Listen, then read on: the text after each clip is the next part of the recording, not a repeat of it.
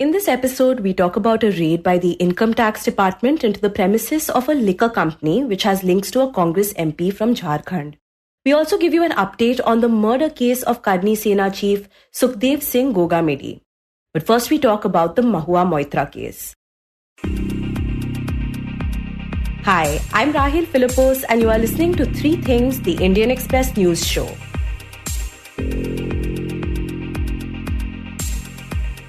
On Friday, the Lok Sabha Trinamool Congress MP Mahua Moitra was expelled from Parliament in a cash for query case.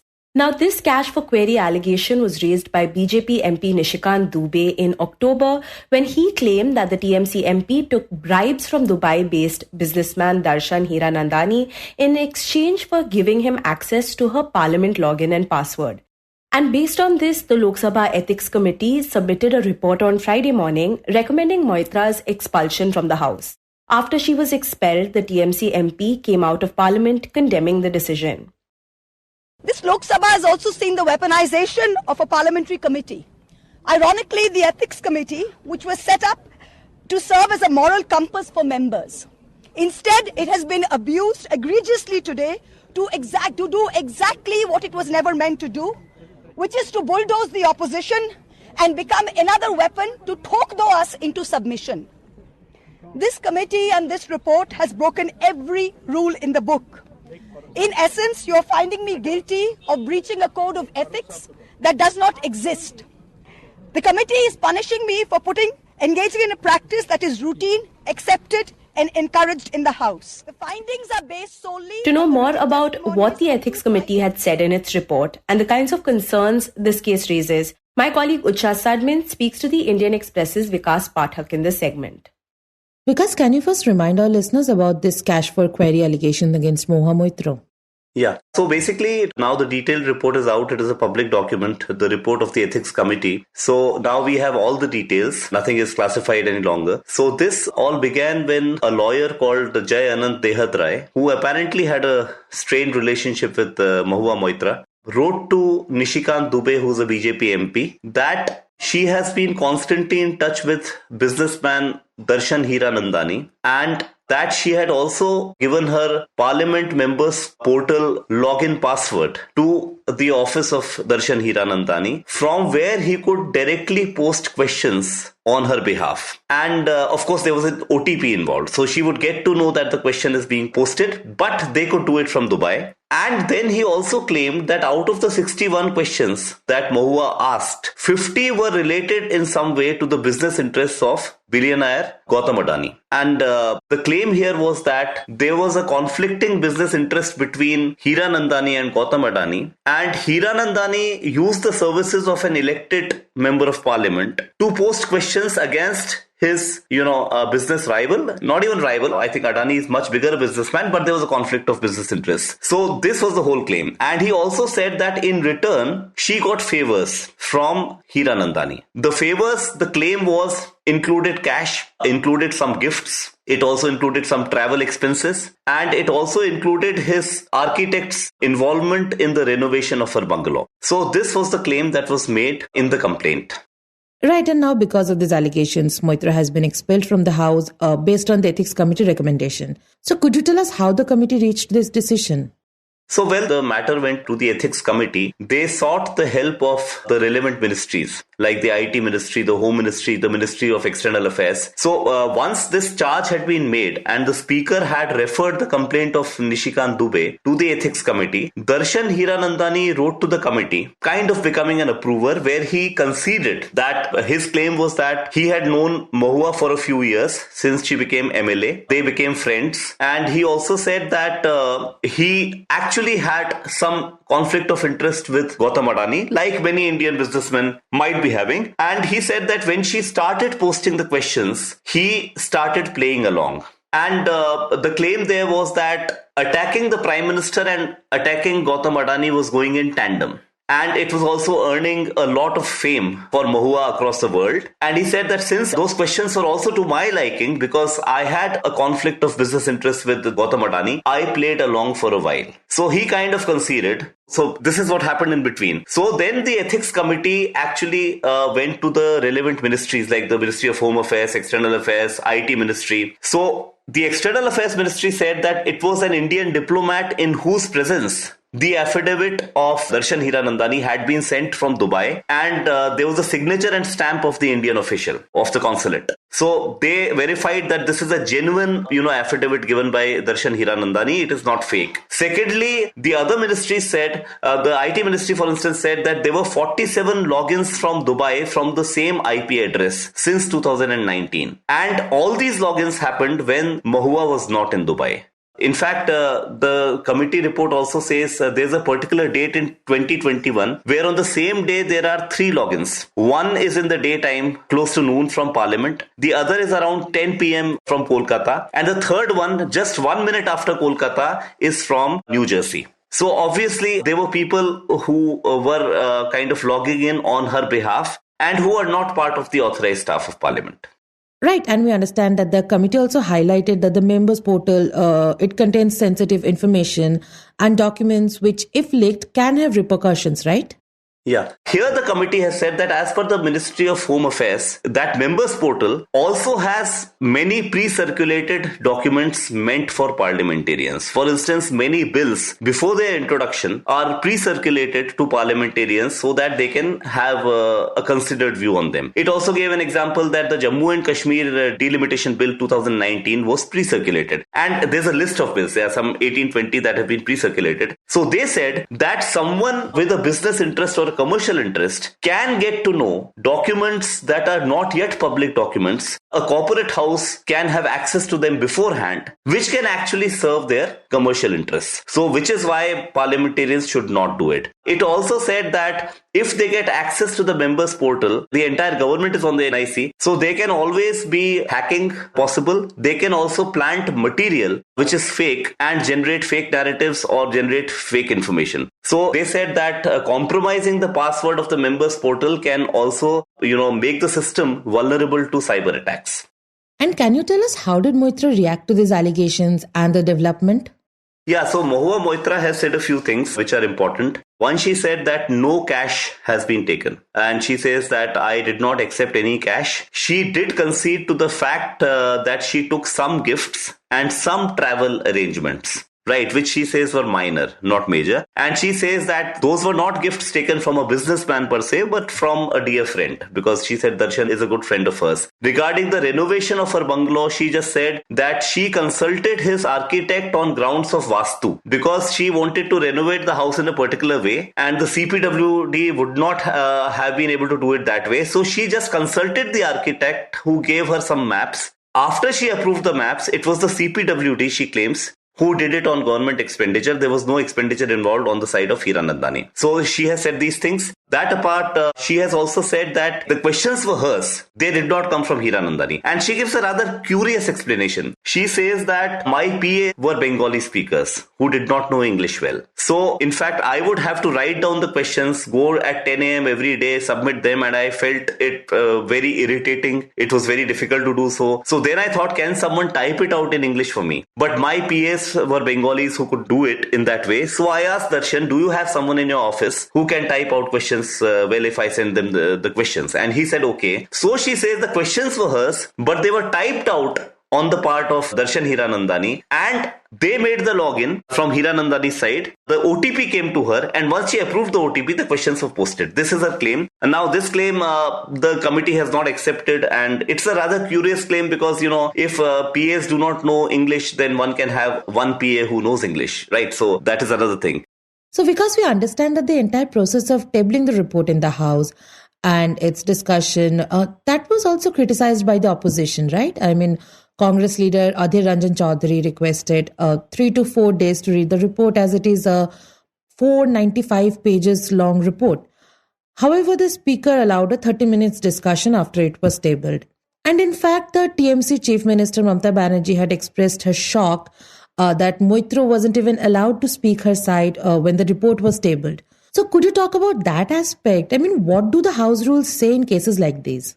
Yeah, so here in the case of the Ethics Committee, the rules that govern the Ethics Committee are firmly in place. They were adopted in 2015 and they are now a part of the procedure of the Lok Sabha. So according to these rules, once the Ethics Committee report is tabled and it is to be taken into consideration, the rules permit a 30-minute discussion. That is what the rules say. They do not permit an indefinite discussion. So far as another question is concerned, that Mahua Moitra should have been allowed to speak in her defense. So in that, the speaker cited the 2005 precedent, when 11 MPs were expelled, 1 from Rajya Sabha, 10 from the Lok Sabha, and those MPs were not allowed to speak. So he said that I am going by that precedent of 2005. The logic of that precedent at that point of time, when I believe Somnath Chatterjee was the speaker, was that the people who have been expelled or whose expulsion has been recommended by a committee, they have already been given the chance by a committee, which is a kind of a microcosm of parliament, to put their side, to express themselves. So since they have already been heard, once the recommendation for the expulsion has come, maybe others will speak, right? So that was the logic that was cited. But as per the rules, only a 30-minute discussion is permitted.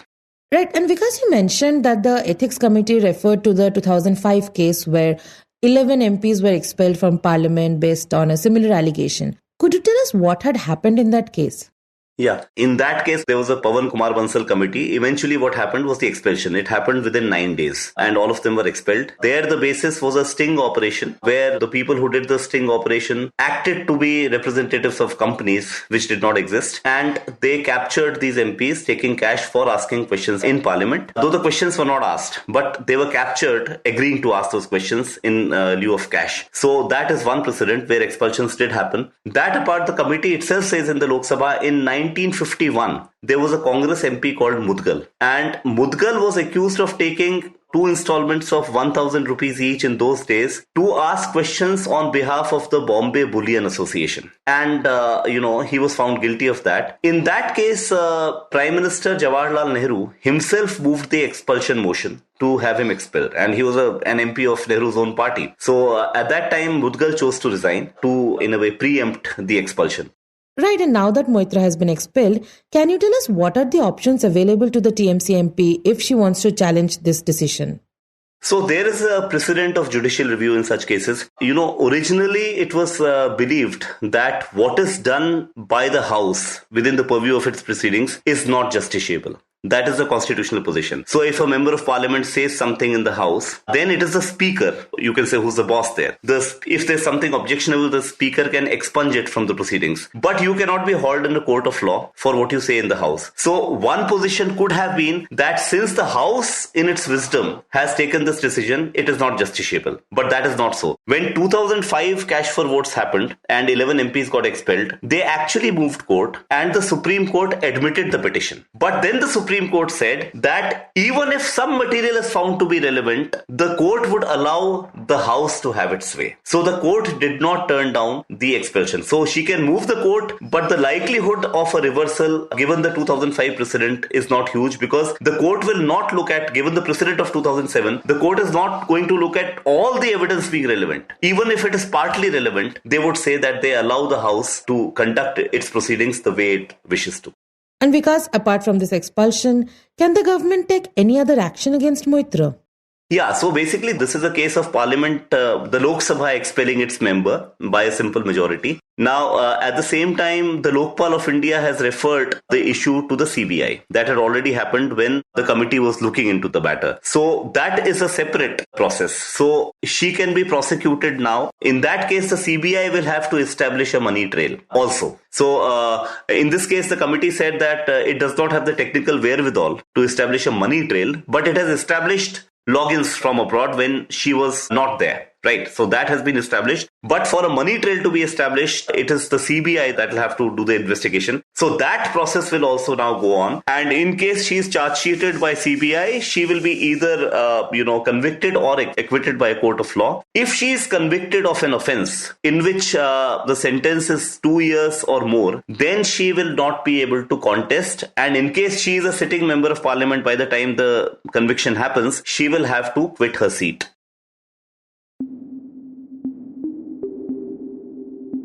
And next we talk about a raid into a country liquor business. Last week, the Income Tax Department launched a raid into the premises linked to Baldeo Sahu and Group of Companies, which is a country liquor manufacturing and selling firm with operations across Odisha's western districts. And by Saturday, the raid had spread to Jharkhand and massive amounts of cash was recovered from the raided premises. When we spoke to the Indian Express's Sujit Bisoyi on Saturday night, he told us about the amount of money that was seized by the IT department till then.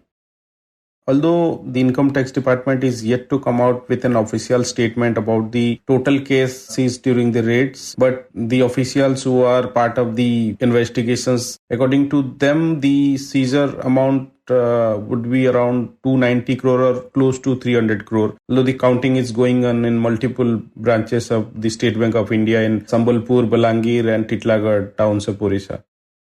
Now, what is important to note here is that the liquor company is run by the family of Congress MP Dheeraj Sahu, who has been elected to the Rajya Sabha thrice. And this has attracted strong condemnation from the BJP. In fact, Prime Minister Narendra Modi had also come out to comment on the raids and recover cash on the social media platform X. To know more about the matter, here is Utsa again speaking to Sujit in this segment. So, Sujit, could you begin by telling us what led the IT department to conduct these raids that started on Wednesday and continued over the weekend? So basically, the income tax officials are saying that on the allegation of tax evasion, they first raided the premises of Bodh Distillery manufacturing firm for country liquor that has its operations mostly in western districts of Odisha. So from the Bodh Distillery, they got some link about Baldeo Sahu and group of companies, which is owned by the family members of Dheeraj Sahu, the Congress MP from Jharkhand in Rajya Sabha. Right, and can you tell us how Baldeo Sahu and the Congress MP Dheeraj Sahu are related? Well, Baldeo Sahu is the father of the Congress MP Dheeraj Sahu, and though since Dheeraj is in Rajya Sabha and is directly in politics, he is not in an official position in the Baldeo Sahu and group of companies, but his family members are running the business, and it's a leading. Baldeo Sahu is a partner firm of Bodh Distillery, which was initially first raided by the Income Tax Department, and Baldeo Sahu has its operations in entire Western Odisha, in Jharkhand and part of Chhattisgarh as far as our sources are concerned. They have multiple manufacturing units across Western Odisha, and the raid was first conducted on Bodh Distillery. From there, the IT sleuths, they advanced to Baldeo Sahu's premises, and on 6th evening, on Wednesday evening, the IT personnel who were part of the investigation, they seized huge amount of cash from one of the depot, we can say one of the manufacturing unit of Baldeo Sahu that is located on the outskirts of Balangir town. Just to add it, around 156 bags filled with cash were recovered from that premises. Right, and Sujit, by Saturday, SBI deployed additional men and machines. So tell us how big this has become. Well, because of huge recovery of cash, counting is being conducted in multiple branches of the State Bank of India, and as I said, in Sambalpur, in Titlagarh and Balangir town. So maximum amount they have recovered in Balangir, and the counting is going on since Thursday morning. And because of working day, the bank officials, bank hardly spared few of their employees and machines for this counting process. But because of the huge seizure of cash, the counting process is going on even on Saturday, which is a holiday for banks. And in the morning, I spoke to the regional manager of SBI Balangir branch. So he said initially they had deployed 9 machines, including 2-3 automatic counting machines. But they have procured some machines from the nearest branches, and total 25 machines were engaged in counting process. And since it's a bank holiday, they engaged around 50 personnel. They have asked the bank employees from the nearby branches to fall in line in the main branch for the counting process. Initially, 156 bags filled with cases were taken to the Balangir SBI branch, and on Friday evening, 20 more bags were recovered from one of the manager, the Baldeo Sahu company, from the residence Baldeo Sahu company. So that amount was also taken to the branch. So total 176 bags filled with cash are currently in the SBI main branch in Balangir, which is being counted. Right, and we know that this has become so big that even Prime Minister Modi has spoken about this. So could you tell us what he had to say on this issue? Well, the issue got national attention, especially after Prime Minister Narendra Modi tweeted on this, saying that every penny will be recovered. So, Prime Minister, in a post on X, he basically took a dig at Congress because the business on which IT raids are being conducted is linked to the Congress MP. So, he took a dig at Congress and he said basically the countrymen should look at the leaders of Congress who are making tall claims but are now silent on raids on their leaders actually. And he also assured that every penny will be recovered which are looted from the public, calling it a guarantee of Modi's guarantee. And apart from the Prime Minister himself, many BJP leaders also raised concerns about this. Talk to us about that. See, after Prime Minister Narendra Modi took a dig at Congress, number of top BJP leaders, including union ministers like Smriti Irani, Anurag Thakur, and national spokesperson Gaurav Bhatia, they targeted Congress and their leaders over this seizure of huge amount of cash in properties linked to a Congress MP. Today, Union Minister Dharmendra Pradhan also raised concern over seizure of this huge amount. He said he just sought to know about the source of the income, and he directly not accused, but he said a number of political leaders in Orissa, West Bengal and Jharkhand are in link with this liquor trader, and that needs to be investigated, he basically said. And he also repeated the issue of Modi's guarantee that every penny will be recovered. So as far as Orissa's politics is concerned, since the thing is now the properties is linked to a Congress MP, so BJD is yet to come out with any defense, so yet to make any statement. But today, the state BJP unit president Manmohan Samal held a press conference and he questioned the silence of Chief Minister Naveen Patnaik over seizure of this case. He said since the seizure is being done in Orissa, the CM should make a statement on this and clarify whether have any link with this liquor trader. He also asked the CM to write to the centre seeking a CBI probe into the matter to get into the details. And could you tell us how the Congress responded to the raids? Because Dheeraj Sahu is an MP from the party. Well, under fire from the top BJP leaders, including Prime Minister Narendra Modi, Union Minister Smriti Irani, Anurag Thakur and top BJP spokesperson, the Congress finally broke its silence on the issue and distanced itself from the Jharkhand MP Dheeraj Sahu. Congress communication head Jairam Ramesh in a statement said that the Indian National Congress is no way connected with the businesses of Dheeraj Sahu. And he said on recovery of huge amounts of case, Ramesh said only Dheeraj Sahu can explain and should explain how huge amounts of cash have been reportedly unearthed by the income tax authorities from its properties.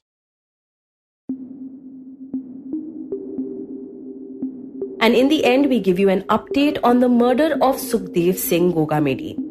4 days after Shri Rashtriya Rajput Karni Sena President Sukhdev Singh Gogamedi was murdered, on Sunday, the accused were arrested from Chandigarh by the Delhi Police Crime Branch in a joint operation with the Rajasthan Police. The 50-year-old was shot dead at his residence in Jaipur by 3 gunmen, one of whom died in retaliatory firing. When we spoke to the Indian Express's Hamza Khan immediately after the incident took place, he told us that Gogamedi had been a rather controversial figure in Rajasthan.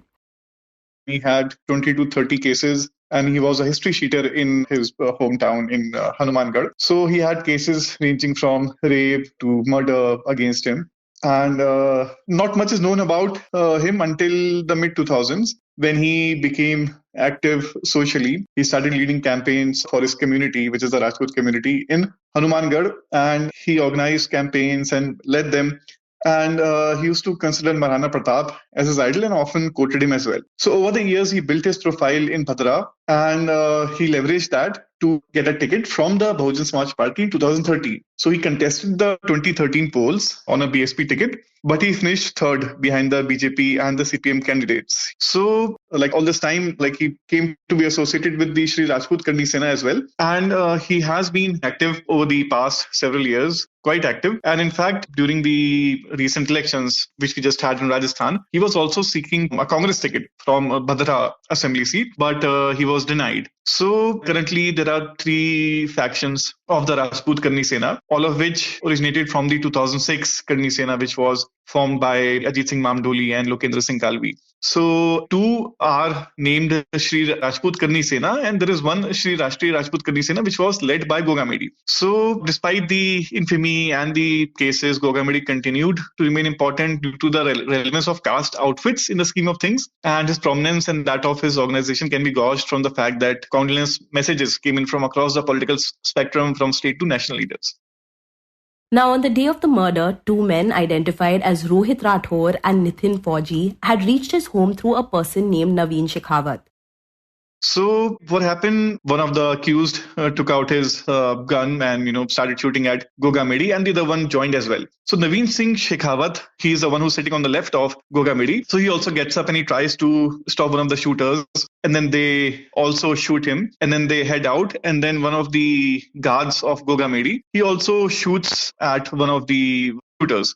So they shoot back and there is a lot of exchange of fire. So in the exchange, Gogamedi is killed, Naveen is killed, and one Ajit Singh, who was known to Sukhdev Singh Gogamedi, he was also injured, and Gogamedi's gunman, Narendra Singh, was also injured. And then there was one local as well, Hemraj. So after shooting Gogamedi, these two shooters see Hemraj coming on his scooty. So they wave their gun at him, and they also hurt him. It's not clear whether they shot at him or physically hurt him. So they snatch his scooty and then they escape. A source told the paper that the New Delhi Range of Crime Branch received information that Rohit Rathore and Nitin Fauji, the two accused in the killing, were hiding in Chandigarh. And senior officers at the Delhi Police headquarters asked them to leave for a raid immediately. The Delhi Police said the men are being brought to Delhi and will then be handed to the Rajasthan Police. Police are also verifying their claims that the killing was over caste rivalry. Additionally, after the incident, gangster Rohit Kodara, a close aide of jailed gangster Lawrence Bishnoi, took responsibility for the killing in a Facebook post. In fact, the Punjab police had alerted the Rajasthan police about the planned killing of the Karni Sena chief by members of the Lawrence Bishnoi gang in February this year. And as per the FIR launched by his wife, Sheila Shekhawat, Gogamedi had sought security 3 times this year in view of the threats. Rajasthan police had said this link will be probed once the assailants are caught. You were listening to 3 Things by the Indian Express. Today's show was edited and mixed by Suresh Pawar. It was hosted by me, Rahel Philipose, and written and produced by Utsa Sarmin. If you like the show, then do subscribe to us wherever you get your podcasts. You can also recommend the show to someone who you think will like it. Share it with a friend or someone in your family. It's the best way for people to get to know about us. You can also tweet us at Express Podcasts and write to us at podcast@indianexpress.com.